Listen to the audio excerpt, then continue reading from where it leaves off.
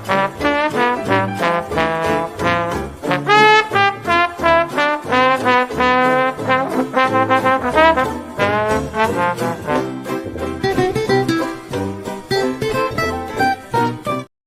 that time again. It's another episode of your 2025 Summer Movie Preview Series. We're going to talk about another horror movie because it seems like 2025 is the summer of horror movies. It feels like at least one recording or at least two or three a week have been about this genre, and I'm loving it. So this one is sort of a horror movie. We'll talk about it in just a moment. But Darian, hope you're doing well. If you wouldn't mind sharing a few words from our sponsors over at Nashville Tax Solutions. Fort Pierce, Palm Bay, are tax problems weighing you down? Are you behind on filings, facing a lien? Nashville Tax Solutions is here to help you with their expertise and dedication that you need. Their experienced team handles the IRS, so you do not have to. But don't just hear it from us. Clients say it best. Chris Bennett and his team turned a nightmare into peace of mind. They're sharp, they're honest, and they truly care. So don't let tax stress take over your life. Call 855-627-4829. Visit NashvilleTaxSolutions.com or email info@NashvilleTaxSolutions.com today. Nashville Tax Solutions. Real help, real results. Thank you. And so we're here talking about Megan 2.0 coming out this summer to a theater near you. So I think I've shared this one time in the past, but doesn't this movie feel like more of a seed of Chucky instead of a Chucky one? And, those who follow the news obviously lost I guess you call them the Chucky family. Yes. Lost, the main person there. His name, unfortunately, is escaping me, but condolences there for that. But yeah, this movie to me, Megan 2.0, feels more like, from what I've seen, more like a comedy horror flick than an actual horror flick. I did get an opportunity at Halloween Horror Nights to see, so it wasn't a scare zone, but as you're walking through the lands and stuff like that, they actually had a bunch of the Megan girls came out and did this whole little routine and stuff. It was really cool visual, but sometimes like when I look at this movie, you see the visual of what it looks like, and that's kind of cool and catchy to get you to see the movie, but then it's hard to actually produce good content. I think it falls short here in this trailer of the identity is my problem here. Is we're putting it out because it's Megan 2.0, and the name that I was referring to before was Ed Gale. That's right. Yep. Ed Gale. Thank you. But so your thoughts on Megan 2.0? You've seen the trailer. Are you as worried as I am about this? So just to kind of take a step back for half a second. I remember reviewing the original Megan, and I thought it was actually very unique, very different, and quite fun. A good use of my time. Enjoyed it very much. Here's what I see. It's funny, you mentioned about sequels. Stay with me on this. I could be way off, but when I saw this sequel, the trailer, it feels a lot like Terminator 2, because now she's the new version of Megan 2.0 is a little older, and now she still has kind of her job is to protect the mother and the daughter. So now instead of being the adversary, she's sort of the protector. So that's what I'm seeing, and I think that it will hunt. I think they know what they're doing, so they're attracting a certain demographic that might like seeing this, seeing Megan a little older. This movie is for teenagers on dates, and for people who like horror. It's basically, to me, Terminator done, but call it Megan 2.0.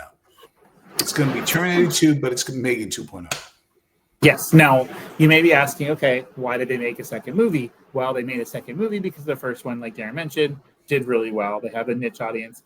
The budget, believe it or not, for the first movie was $12 million. Now, I would love to have $12 million. I could do a lot with $12 million.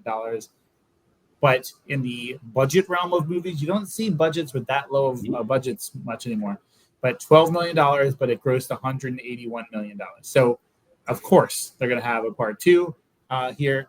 So just if you haven't been up to date with this, says 2 years after Megan, a marvel of artificial intelligence, went rogue and embarked on a murderous rampage, its creator, Gemma, has become an advocate for government oversight of AI. Unbeknownst to her, a defense contractor has created a military-grade weapon known as Amelia, the ultimate infiltration spy. However, as Amelia's self-awareness increases, it becomes less interested in taking orders. Hoping to stop Amelia, Gemma decides to resurrect Megan, making it faster, stronger, and more lethal. So, I like the fact that it's coming out pretty recently since the last one. Feels like like if you look at the Stranger Things franchise, I feel like I was a toddler when the last season 4 came out. At this point, I mean, I'm excited that it's coming out in October, November. I think today was actually the release day of the trailer, which I haven't seen yet, but I think today they released the Stranger Things trailer, if I'm not mistaken. But although I have my reservations, I'm going to see this movie. I'm excited to see this movie. I think it will be entertaining. And I think, it's not an action movie where you're suspending disbelief, but I think you have to go, okay, it is what it is. I'm just going to try to enjoy it. And I don't think there's a lot less movies or a lot less worse things you can spend your money on movie-wise than this movie. So I still would say this is a thumbs up movie. It's just not top of my summer list one. So, what have you enjoyed? So up to this point, Darren, there's been a lot, and you haven't seen this movie, but obviously it's not out yet. But of all the horror genre films, which one did you enjoy the most this summer? Because there was Bring Her Back. There was Final Destination, Bloodlines. Hold on, I was trying to come. No. I want you to do that. That's good. But I was trying to think of a pun, but I always go back to Keep It There. So Keep It There was, Keep It There. But definitely Bloodlines, by far. And that Final Destination Bloodlines actually is outgrossing any of the other movies.